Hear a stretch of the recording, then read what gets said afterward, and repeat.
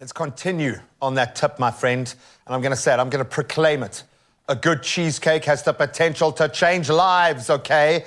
Stop taking yourself so seriously. Take a moment. We can chew on all that intellectual property as we chew on this literally, and it looks delicious. Today, we are making what is arguably one of the best cheesecakes we've ever tasted. Hopefully, mini espresso cheesecakes on Expresso that will take your love of coffee and cheesecake to new heights. And here to show us how it's done, Gabs. I also like the way that you said it. Espresso earlier. It was a bit of a weird accent. I know, espresso. It's like when you say Barcelona. It's for every time that someone's called our show Espresso and called an espresso Expresso. Yeah, okay, that's why we're doing this. That's why we are making this today. We're taking them and combining them. Yes. I'm a cheesecake fan. Love cheesecake. Absolutely love it. I'm a coffee fan. And we have beautiful JACOBS Gold. I know, and this is your vibe. She absolutely loves her gold, which is why we had to bring her in. So for this recipe, we are using the JACOBS Gold instant freeze-dried coffee in the filling and in the ganache, so that beautiful coffee flavor, it's going to permeate through every inch, every millimeter of this cheesecake.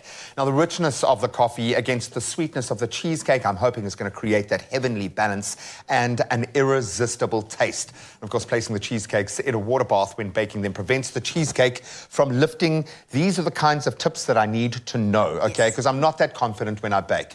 Our milk is boiling over. Sorry, that's I should have warned you when I saw that coming. Okay, so we've got beautiful, in your heart of hearts, coffee and cheesecake. Is this an easy marry? Is this a bit of a stretch? I don't see why not. I feel like with cheesecake, you can zhuzh it up and do anything you want to do. Exactly. And I mean, I'm Italian, so coffee is life. Oh, we might have just add some cream and biscuits, put it in there, and then it's fine. Absolutely love it. That being said, we've got to get some of the basics done properly when it comes to a cheesecake. Is this typically a fridge or a baked cheesecake? This is a baked cheesecake, but you could actually put this in the fridge as well. I would just think, you could absolutely do that. Because, I mean, for example, like right now, we aren't having eggs in ours right now, but if you had eggs in it, then I'd bake it. If it was, it's so completely up to you. I love that. Okay, so that's something to think about, the egg being the deciding factor in whether you need to bake or not, obviously, because you've got to cook it through. Yes. Okay, so we've got very simple ingredients. We are heroing our JACOBS Gold for this, but where do we start? Well, I'm actually, on that note of JACOBS Gold, I'm going to quickly actually put our coffee into our hot water to dissolve. Or I guess you could use this proper I would just pour. I pour my coffee.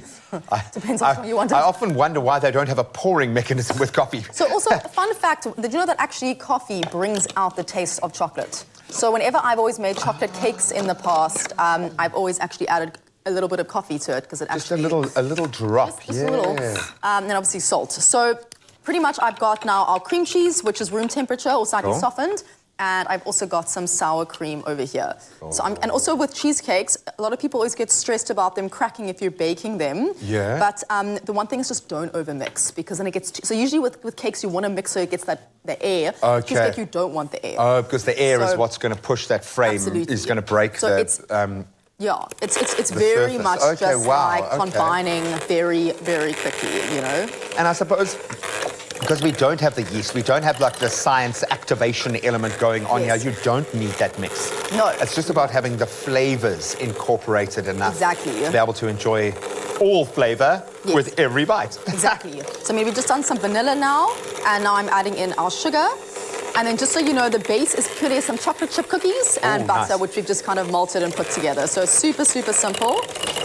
And I like that. I like having like a theme that runs throughout. So having a little bit of a coffee element or a chocolate element, like you say, the things that work and complement or enhance throughout. Exactly. So have it in the crumble, have it in the ganache, have it in the actual mix, but let it represent in slightly different ways. So, I mean, I've literally just beaten this that it was just combined because also you don't want the cheese to split. There you go. I've been there. It's not a fun time. Yeah. So then we've obviously got a bit of condensed milk.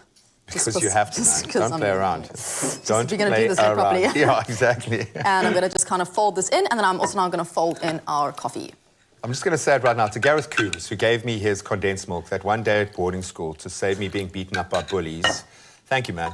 Thank you so much. It's a sweet story. Yeah, man, it really is. Yeah, no, but that thing, condensed milk at boarding school was like gold, no, platinum. It was like a limited Are you serious? resource. Oh, it was proper, man. Okay. You could literally rule the school for a day if you had condensed milk. Okay, good to know, good to know. Yeah, I mean, those tins of condensed milk always reminds you of those childhood things, eh? It's special because this is a cake and we want it to be indulgent. Okay, so this is where the tricky stuff comes in. So literally, I'm just folding this in until it's combined. I probably put a little bit too much liquid in, I am seeing. We can keep bolstering, keep adding. Yeah, so I feel like maybe I should say tip for you is rather put a little bit at a time, because I'm feeling this is a little bit too watery for my liking right now. So what would you then, seeing as we've got a real-time solution opportunity here, how would you add more of the cream cheese mixture and bolster it up? So I'd add more cream cheese or just a little bit of sugar. Okay. But I mean, it's actually coming together quite nicely. So that is perfect. Also, just sometimes just be a bit patient. Yeah, and I suppose because it's quite different kinds of materials, sounds ridiculous, but those ingredients are going to take a while to kind of find each other in that space, but that looks beautiful. So I'm going to pour this in now onto our biscuit base, and as you mentioned earlier, we're going to put it now into a water bath and into the oven. Why the water bath? Why is that such an important hack? It just makes it more of a gentle baking process without it being too hot, because it almost allows for a steaming action, because obviously, like, most home ovens won't have a steaming function. So it kind of caramelizes the outside without fully cooking the inside. Yeah, basically. So this allows you a bit more just not gradual. Gradual. That's the key word, yeah. So, yeah, I'm going to fold this there and we're going to pop that in the oven. Because that's messed with my head, the fact that you can put a tray of water when baking a loaf of bread to make it more crispy. And I'm like, how does that work? What is it? So, I mean, what we do at the daily is we actually take our bread and we spray it with a bit of water before we put it in. Just to make sure it gets a little bit of steam. But yeah, that's already. Incredible. But the big part of this also is our ganache. As you saw, we have our cream from earlier.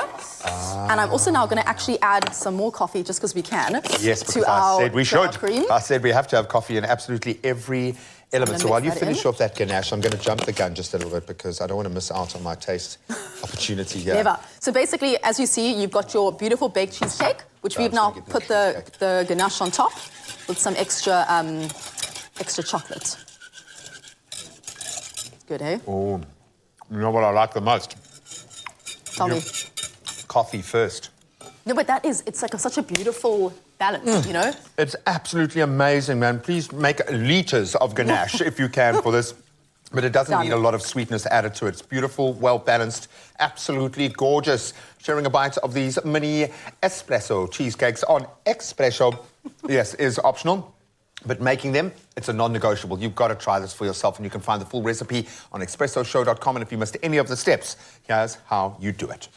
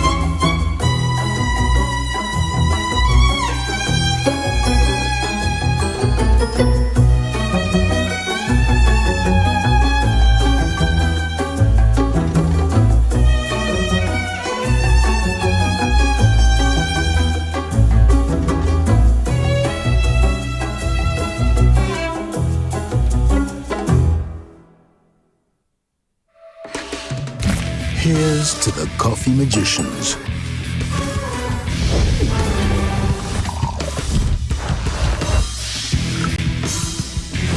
The ones who know what you get out starts with what you put in.